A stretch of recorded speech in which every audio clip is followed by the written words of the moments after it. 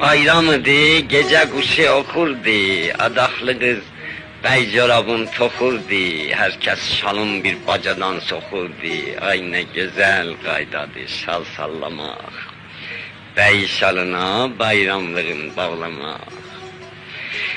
Şal istedim ben de evde ağladım, bir şal alıp tez belime bağladım, Gulam gile kaçtım, şalı salladım, Fatma halam mənə corab bağladı.